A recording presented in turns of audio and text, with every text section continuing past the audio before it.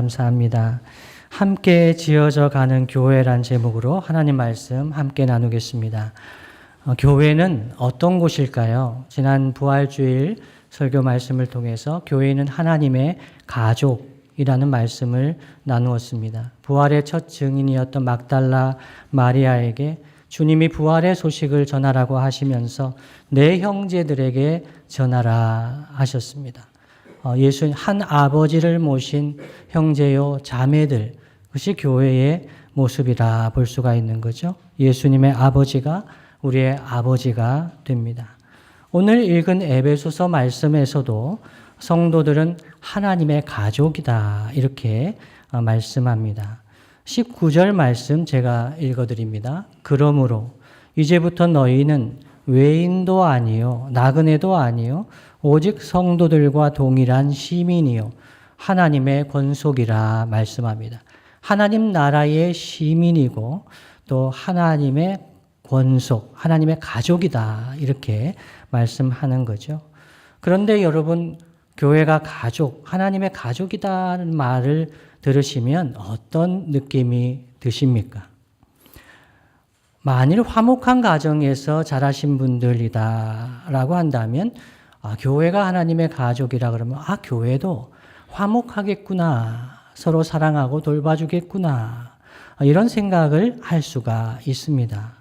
그런데 만일 가족에 관해서 안 좋은 기억이 있으신 분이라면 교회도 가족인가? 가족은 힘든 곳인데, 고통스러운 곳인데, 그렇게 가족을 벗어나고 싶었는데 또 교회가 가족이라고 이야기하니 마음이 좀 힘드신 분들도 있을 수가 있습니다. 교역자들 사이에서도 저희 업계의 이야기입니다. 어느 교회가 힘든 교회냐? 가족 같은 교회는 힘든 교회입니다. 가족 같은 교회에서 교역자 생활하려면 가족이 되어야 되는 것인데요.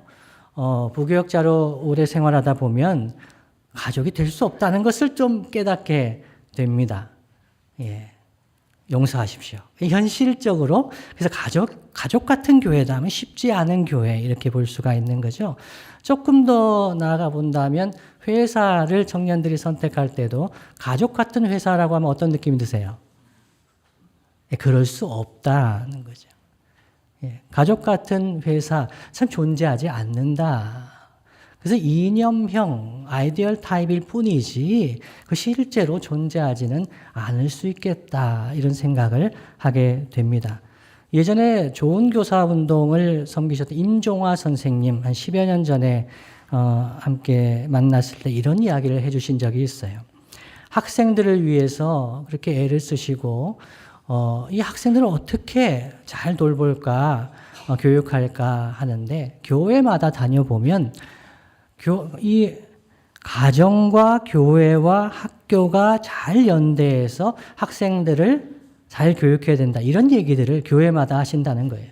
근데 좋은 교사 운동에 있는 임종화 선생님이 볼 때 참 답답했답니다. 현실적으로 보면 학생들은 이 가정과 교회와 학교가 제일 힘든 곳입니다. 이곳에서 좀 벗어나면 자유. 너무 좋은 거죠.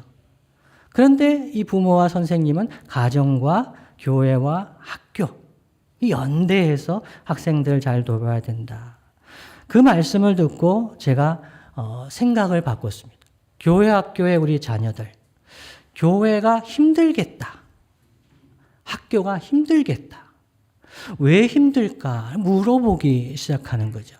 그러면서 조금씩 바꿔 나갔던 기억이 있습니다. 사실 가정은 부모의 사랑을 받고 형제자매 서로 우애하면서 사랑을 배워야 할 곳입니다. 그리고 교회도 하나님 사랑을 배우고 실천해야 될 곳이 교회죠. 그런데 이 가정과 교회가 힘든 곳, 누군가에게는 매우 힘든 곳이 되고 있다는 것이 우리가 살아가는 현실 이야기입니다.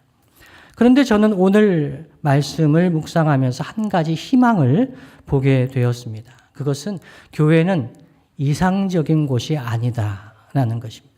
교회는 완벽한 곳이 아닙니다. 교회는 지금도 함께 지어져 가고 있는 곳입니다. 다른 말로 하면 공사판입니다. 공사의 현장입니다. 그래서 그곳에는 때로는 시끄러울 수도 있습니다. 일이 많을 수도 있습니다. 미완성 부분이 있고 그렇습니다. 그래도 공사를 멈춘 것보다는 낫습니다. 공사를 멈춘 곳들이 많이 있기 때문입니다. 그래서 21절, 22절 말씀 함께 한번 읽어볼까요? 오늘 본문 21절, 22절입니다. 함께 읽습니다. 시작. 그의 안에서 건물마다 서로 연결하여 주 안에서 성전이 되어 가고 너희도 성령 안에서 하나님이 거하실 처소가 되기 위하여 그리스도 예수 안에서 함께 지어져 가느니라. 아멘. 함께 지어져 가고 있습니다. 성전이 되어 가고 있습니다.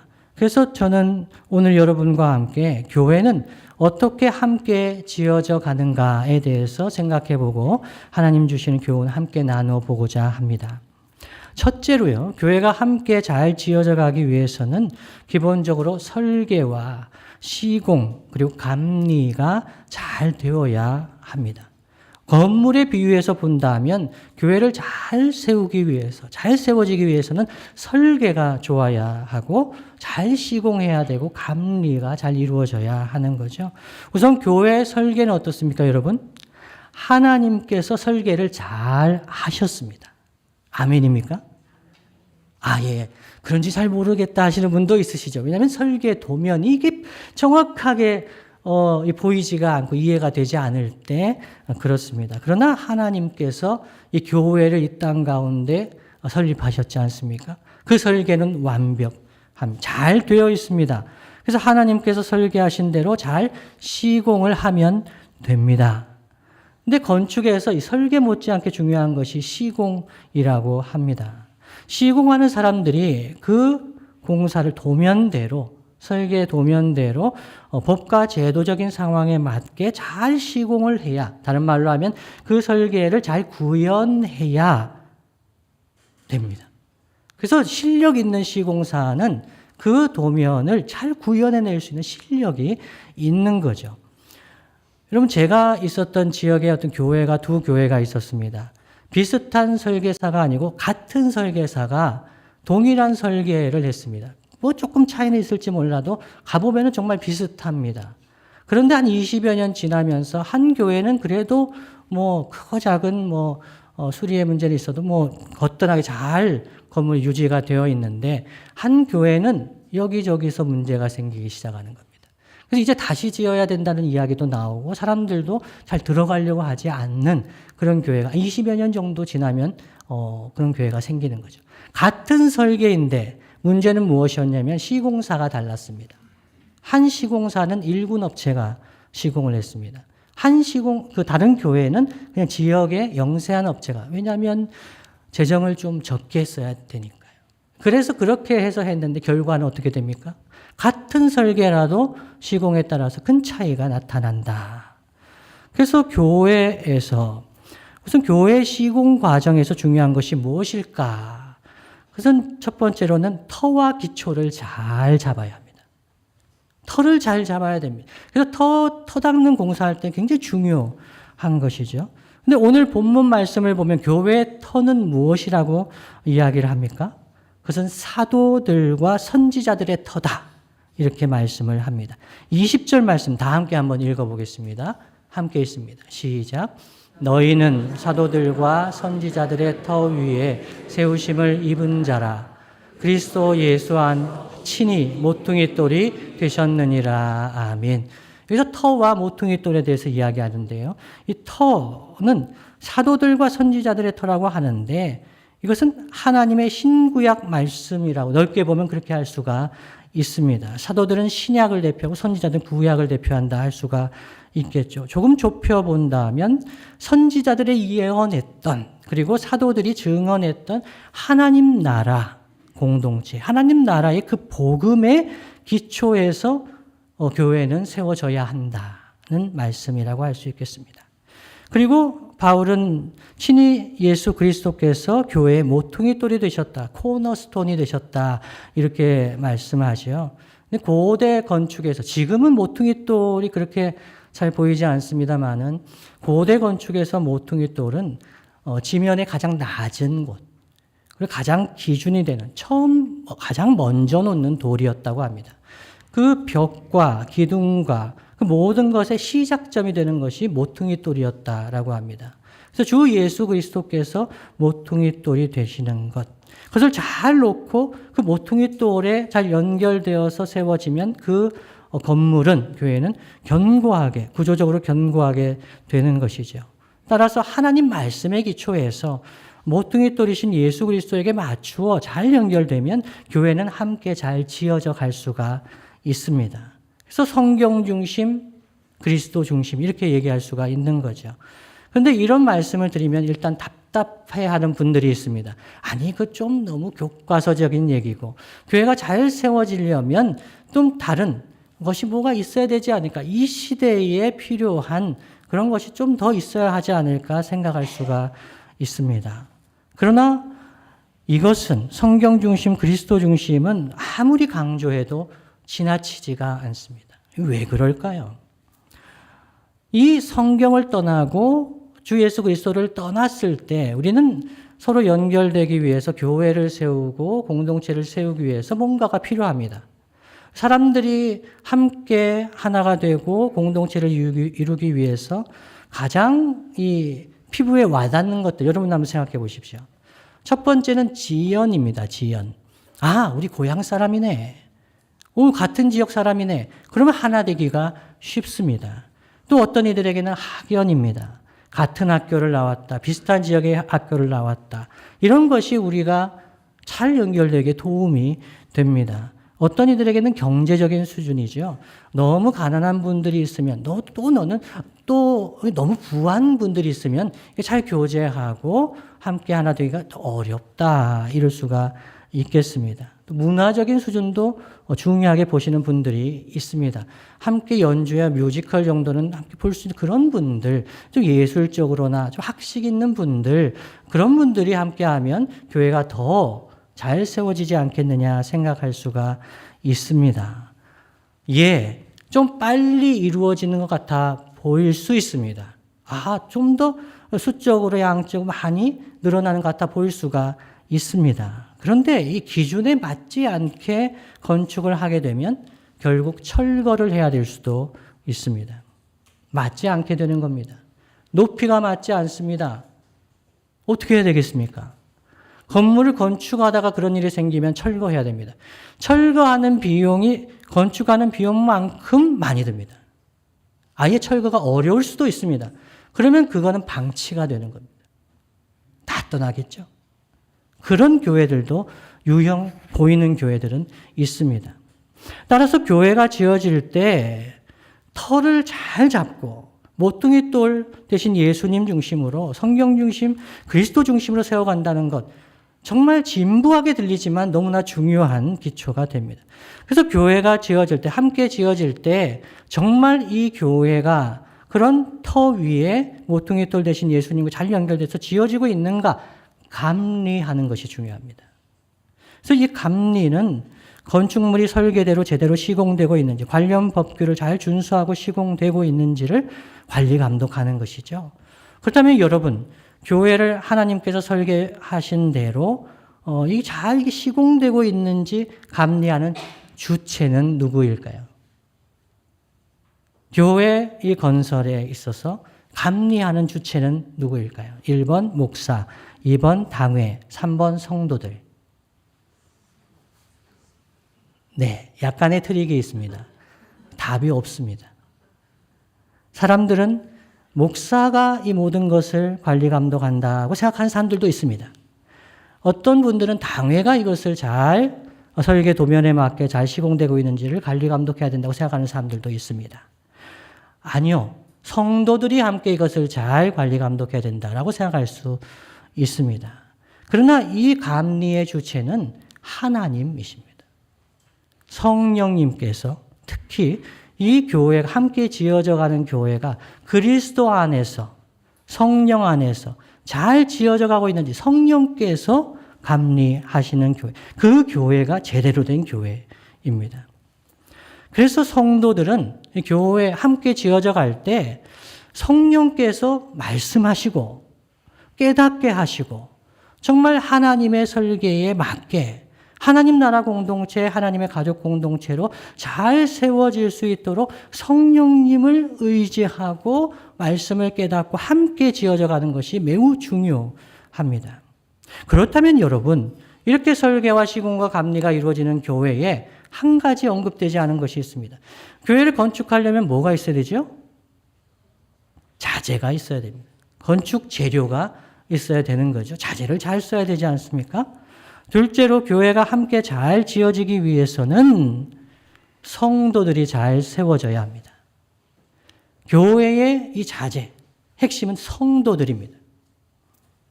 아무리 건물이 화려하고 제대로 되어 있어도 성도들이 없으면 그것은 교회일 수가 없습니다. 교회당일 수는 있겠죠. 그래서 예배당과 교회는 구분해서 사용해야 합니다. 오늘 말씀에서도 하나님이 거하실 처소인 성전이 되어간다고 하는데 성도들이 성전이 되어가는 겁니다.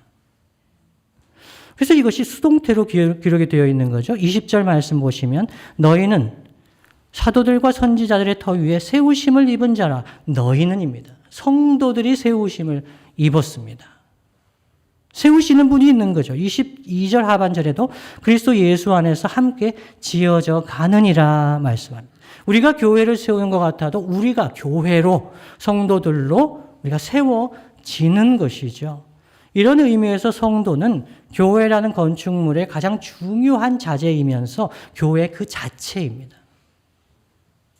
함께 지어져 간다고 할 때 나는 그렇게 중요한 자재가 아닌 것 같아. 아무리 봐도 나는 이게 값어치도 많이 나가는 것 같지가 않고 내가 뭘 교회에 세울 다른 것이 중요하다고 생각하신다면 그것은 착각.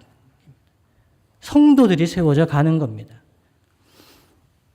그래서 여러 기둥과 벽과 지붕 등이 연결되어 하나의 건물을 이루는 것처럼 성도들이 그리스도 예수 안에서 성령 안에서 서로 연결되어 성전이 되어갑니다. 성도들이 연결되는 것이 매우 중요한데요. 하나님이 약간 짓궂은 하나님이세요. 하나님 초대교회 때 이 성전을 이 교회를 세우실 때 가장 이질적인 두 집단이 함께 연결되어 교회가 되기를 원하셨습니다. 그 시대 가장 이질적인 집단은 유대인과 이방인, 유대인과 헬라인 이렇게 볼 수가 있습니다. 쉽지 않았을 것 같습니다. 저 같으면 차라리 그냥 유대인 교회를 세우고 그리고 헬라인 교회를 세우고 그러면 더 쉽지 않겠습니까? 여러분 미국에 가보시면 러시아와 미국의 차이가 있습니다. 근데 좀 복잡하니까 미국의 교회의 차이점은요. 민족교회, 한국 사람들 교회, 히스패닉 교회, 백인 교회, 흑인 교회 이렇게 되어 있는 경향이 있습니다. 그것은 교회의 하나님 나라 공동체로서의 특징을 잘 드러내지 못하는 교회입니다. 하나님께서 이 이질적인 두 부류의 사람들을 어떻게 연결하시는가? 첫 번째는요, 예수 그리스도의 피로 가까워졌다 말씀합니다. 에베소서 2장 13절 말씀 함께 한번 읽어보겠습니다. 에베소서 2장 13절 말씀입니다. 함께 읽습니다. 시작. 이제는 전에 멀리 있던 너희가 그리스도 예수 안에서 그리스도의 피로 가까워졌느니라. 아멘. 전에는 멀리 있던 사람들입니다. 근데 그리스도 예수의 피는, 주님의 보혈은 그 사람들을 가까워지게 하는 보혈의 피입니다. 그래서 교회에 예를 들면 전라도 교회 이럴 수 있지 않겠습니까? 경상도 교회 실제 제가 다녀봤습니다. 또 충청도 교회 이럴 수가 있겠죠. 우리가 통일이 되면은 남한 사람들 중심으로 있는 교회, 북한 사람들 중심으로 있는 교회 이렇게 하려고 하지 않겠습니까? 왜냐하면 너무 멀다는 거죠. 우리가 함께 하나가 되어서 뭐 이렇게 있는 것이 쉽지가 않을 거다라고 봅니다.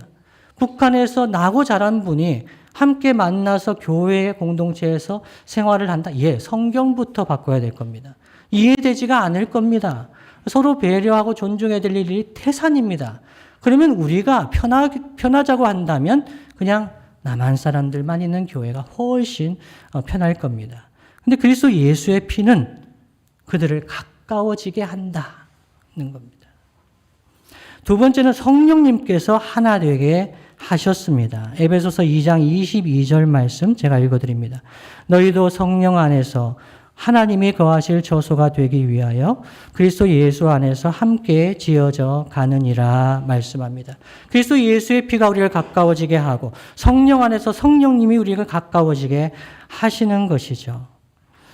그렇다면 예수님 보혈을 흘려주셨고 성령님께서 하나 되게 하여 주시면 우리는 노력하지 않아도 성도들이 잘 연결될 수가 있을까요?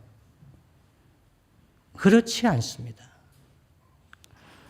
왜 그럴까요? 사도 바울은 이 교회 건설의 원리를 설명한 후에 이어지는 본문에서 성도들의 역할을 강조하고 권면하고 있습니다. 에베소서 4장 1절에서 3절 말씀입니다. 에베소서 4장 1절로 3절 말씀 제가 읽어드립니다. 그러므로입니다.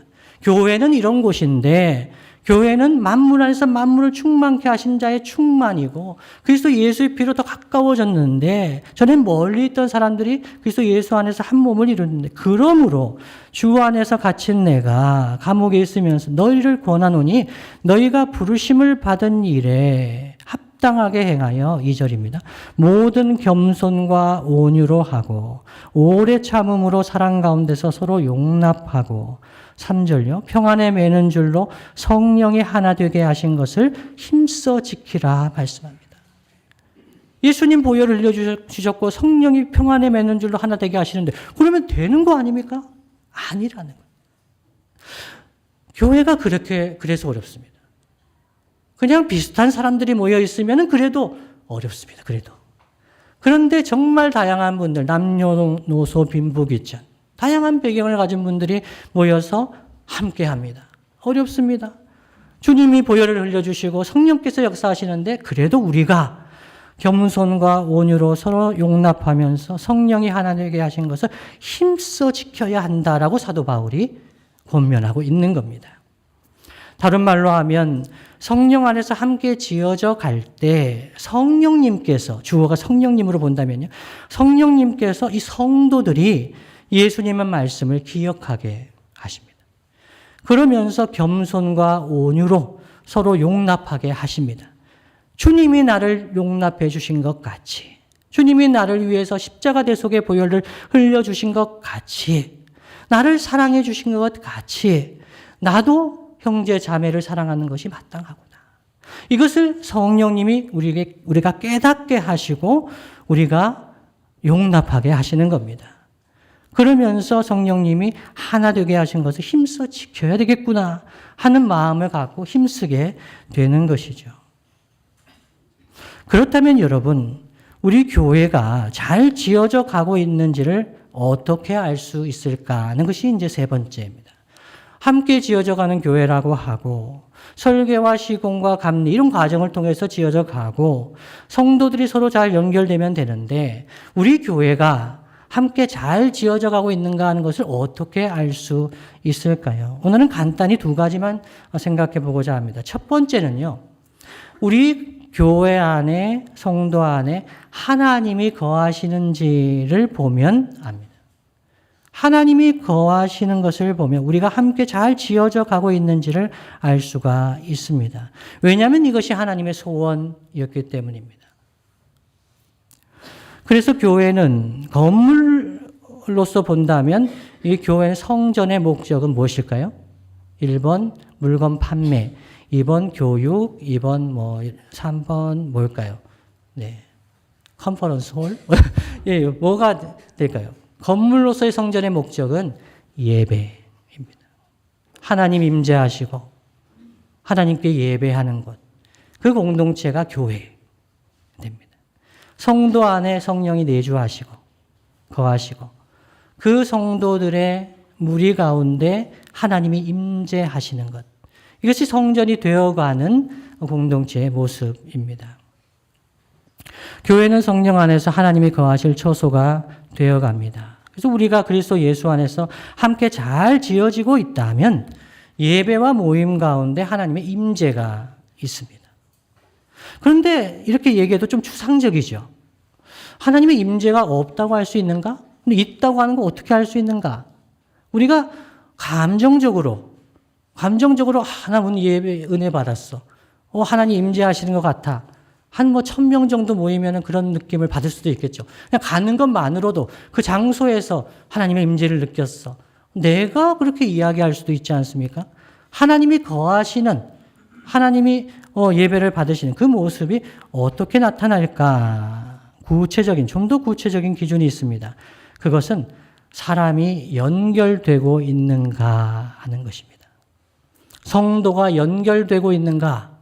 성도가 하나님과 연결되고 있는가? 성도들이 연결되고 있는가? 교회 이 공동체는 연결되어 감으로 함께 지어져 갑니다. 만일 성도들이 잘 연결되지 않으면, 즉 관계에 문제가 생기면 예배가 안 됩니다. 되는 것 같아도 그건 예배가 되는 것이 아닙니다. 관계에 문제가 있는데도 예배 와서 있으면 하나님께서 그 예배를 받지 않으실 수 있습니다. 마태복음 5장 23절로 24절 말씀 제가 읽어드립니다. 그러므로 예물을 제단에 드리려다가 거기서 네 형제에게 원망 들을 만한 일이 있는 것이 생각나거든 어떻게 됩니까? 예배하는 겁니다. 얼마나 중요합니까? 예물을 가지고 왔습니다. 근데 형제에게 원망 들을 만한 일이 있는 것으로 생각이 났습니다. 그건 규칙 사유가 저한테 있는 것일 수가 있는 거죠. 그런데 그거 압니다. 깨닫게 됐습니다. 그럼 어떻게 되겠습니까? 1번, 예배가 더 중요하니까 예배 끝나고 가서 이야기하자. 2번, 예물을 제단에 두고 가서 형제와 화해하고 와서 예물을 드린다. 무엇일까요? 예수님은 이렇게 말씀하시죠. 24절입니다. 예물을 제단 앞에 두고 먼저 가서 형제와 화목하고 그 후에 와서 예물을 드리라 말씀하시는 겁니다. 성도가 서로 연결되지 않습니다. 죄를 범했습니다. 내가 그렇습니다. 깨닫게 됐습니다. 근데 그것을 그냥 두고 묻어두면서 하나님 다 아시는데 우리가 서로 연결되지 않는 상태에서 그렇게 예배로 나아갈 때 지어질 수가 없습니다. 매우 중요한 것이죠. 하나님과 연결되고 사람들과 연결되는 것. 그러나 여러분, 한 성도가 얼마나 많은 성도와 연결되어야 될까요? 그렇다면 한 성도가 모든 성도와 연결될 수는 없습니다. 그럴 필요도 없습니다. 3명과 연결되면 될까요? 10명과 연결되면 될까요? 만일 어떤 성도가 그런 부담, 많은 성도와 연결되어야 된다는 부담을 가지고 계시다면 그것은 잘못된 생각이거나 아니면 교회 공동체에서 사역자의 위치에 있는 분들입니다.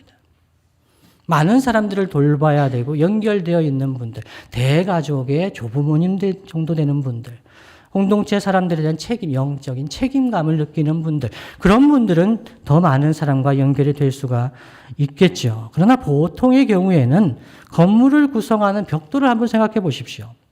벽돌이 있다 그러면 그 벽돌은 무엇과 연결이 되어야 됩니까? 자기 주변에 있는 벽돌들과 잘 연결이 되면 됩니다. 일단 자기 위치를 알아야 됩니다. 자기 어디에 있어야 되는 벽돌인지. 그리고 그 벽돌 자체가 깨어지면 안 됩니다. 부실하면 안 되는 겁니다. 자기 상태를 잘 유지하면서 자기 위치에서 주변에 있는 지체들과 연결되면 됩니다.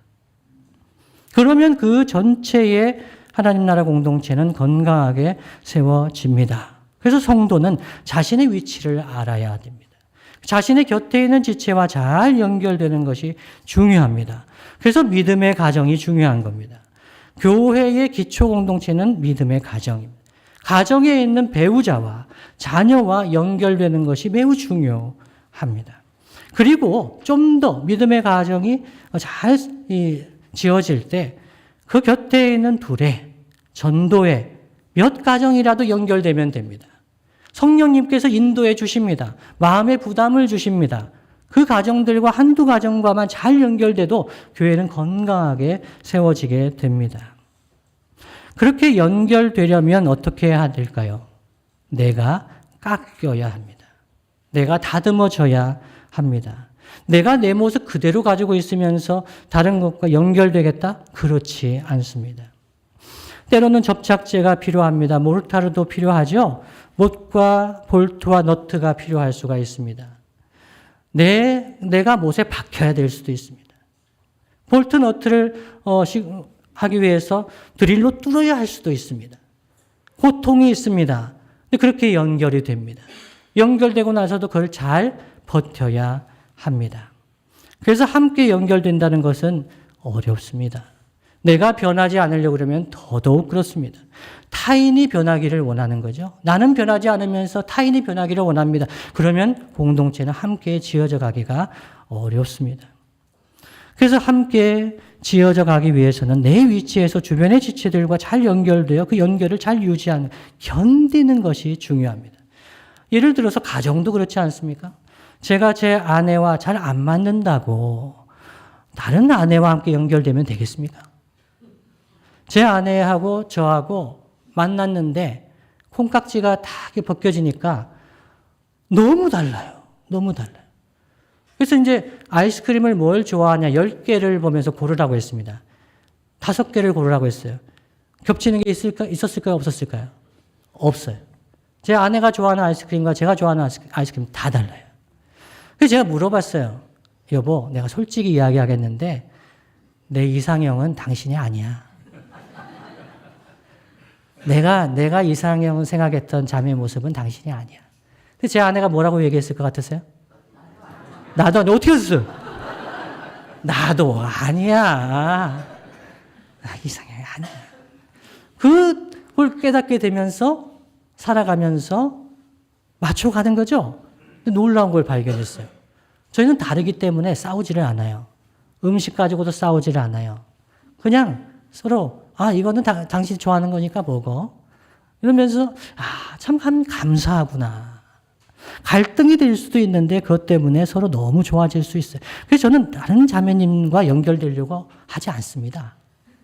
그 고통을 지금 맞추려고 그렇게 애를 썼는데 또 다른 자매와 연결되려고 저는 그 고통을 감당하지 않겠다는 거죠. 또 예를 들어서 제가 아들들이 있는데 마음이 안 든다고 다른 집 딸들을 이렇게 눈여겨보면서 저 딸들과 연결되면 좋겠다. 이러면 되겠습니까? 안 되겠습니까? 가정이 안 되는 거죠. 가정이 안 되고 공동체가 안 돼요. 교회도 그렇습니다, 여러분. 교회에 형제 자매들이 있고 성도들이 있습니다. 우리가 건강하게 행복할 때는 주변에 있는, 멀리 얘기 보지 마십시오. 주변에 있는 둘의 전도에 서로 연결돼서 슬픔과 즐거움을 함께합니다. 그러면서 행복을 누리게 되는 공동체가 되는 거죠. 건물은 한꺼번에 균열이 생기거나 폭삭 무너지지는 않는 것 같습니다. 작은 부분에서 문제가 생기면 균열이 생기고 결국 무너질 수도 있는 거죠. 벽돌 하나가 문제가 생기면 전체가 어려워질 수가 있는 거죠. 낮은 자리에 있고 섬기는 위치에 있는 분들, 많이 연결된 분들이 문제를 겪으면 그 공동체가 휘청할 수도 있습니다. 다른 말로 하면 어떤 한 지체가 교회를 떠나고 시험에 들었는데 교회가 아무렇지도 않다? 그러면 우리는 연결되어 있지 않았구나. 이렇게 보셔도 됩니다. 연결되어 있는 공동체일수록에 한 형제와 자매가 가정이 어려움을 겪을 때 그 교회는 휘청합니다. 다른 말로 하면 건강하다는 겁니다. 함께 지어져 가고 있다는 겁니다.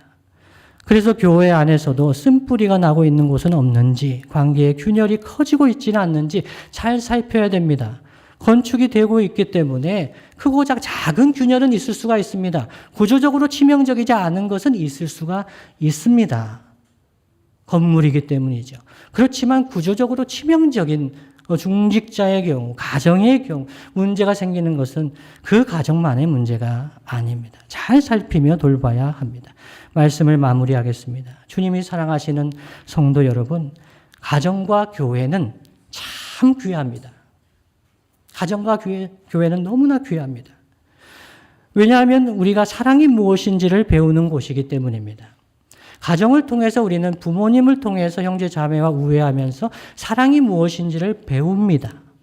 가르침을 받습니다. 그리고 교회를 통해서도 하나님이 어떠한 분이신지 하나님의 사랑을 배웁니다. 실천합니다. 그래서 우리에게 사랑이 무엇인지를 배우며 알아갈 수 있도록 하나님께서 우리에게 주신 선물이 가정과 교회입니다. 그런데 가정과 교회에서 고통을 경험할 때가 많습니다. 함께 지어져 가고 있기 때문이지요. 여러분, 이 고통을 경험한다고 해서 가정을 포기하겠습니까? 교회를 포기하겠습니까? 바꿔보면 되겠습니까? 제가 다른 자매와 연결되면 좀 나아지겠습니까? 가정이나 교회나 하나님께서 짝지어 주신 것이라고 합니다. 특히 교회는 하나님께서 부르신 사람들의 모임이라고 합니다. 에클레시아라고 하지요. 여러분 주변에 있는 분들은 그냥 사람이 아닙니다. 하나님이 부르셔서 함께하게 하신 성도들입니다. 그것이 에클레시아의 성도들입니다. 그 교회를 하나님이 자기 피로 사셨다라고 말씀하십니다. 사도행전 20장 28절 말씀 함께 한번 읽어보겠습니다. 시작. 여러분은 자기를 위하여 또는 온 양떼를 위하여 삼가라. 성령이 그들 가운데 여러분을 감독자로 삼고 하나님이 자기 피로 사신 교회를 보살피게 하셨느니라. 아멘. 성령님이 교회를 세워가실 때 감독자들을 세우시는데 감독자들은 먼저 자기를 위하여 삼가야 됩니다. 자기를 잘 살펴야 됩니다. 자기가 무너지면 큰 영향이 있기 때문이죠. 그러면서 온 양떼를 위해서 삼가고 잘 돌봐야 됩니다. 성령님의 인도하심을 따라 잘 돌봐야 됩니다. 왜냐하면 그 교회는 하나님이 자기 피로 사신 교회이기 때문입니다. 내 교회가 아닙니다. 선배들의 교회가 아닙니다. 주님의 교회, 하나님의 교회이기 때문이죠. 우리는 형제교회 연합수련회를 준비하고 있습니다. 오늘부터 본격적으로 참가 신청을 받는다고 합니다. 연합수련회는 하나님 나라의 전체 설계도를 생각하는 시간입니다. 하나님 나라의 계획 가운데 둘의 교회를 낳으시고 세우시고 지금까지 우리 교회와 함께 지어져 왔는데 어떻게 지어져 왔는지를 보는 겁니다. 성령께서 말씀하여 주시도록 우리가 부족한 것이 있으면 우리가 잘못한 것이 있으면 그것을 성령께서 말씀하여 주셔서 고쳐가는 시간입니다. 그래서 말씀 앞에 서는 시간입니다. 강사 목사님 위해서 그렇게 기도하는 이유가 그것이지요. 함께 지어져 온 교회와 성도들을 돌아보는 시간입니다. 그 연결을 기억하는 시간입니다. 우리와 가장 가깝게 함께 지어져 온 형제 교회들을 돌아보는 시간입니다. 그 연결된 것을 긴밀하게 하는 시간입니다. 그리스도 예수 안에서 형제 자매된 성도들이 함께 섬기고 세우며 함께 하나됨을 이루어온 역사를 생각하면서 하나님 앞에서 다시금 우리가 나아갈 길을 말씀을 구하는 시간입니다. 이 시간에 여러분 꼭 함께 해주시기를 바랍니다. 우리가 걸어온 길 그리고 지금 현재 우리의 모습 나아갈 방향을 위해서 함께 기도해 주시고 동참하시는 저와 여러분 되시길 예수님의 이름으로 축복합니다.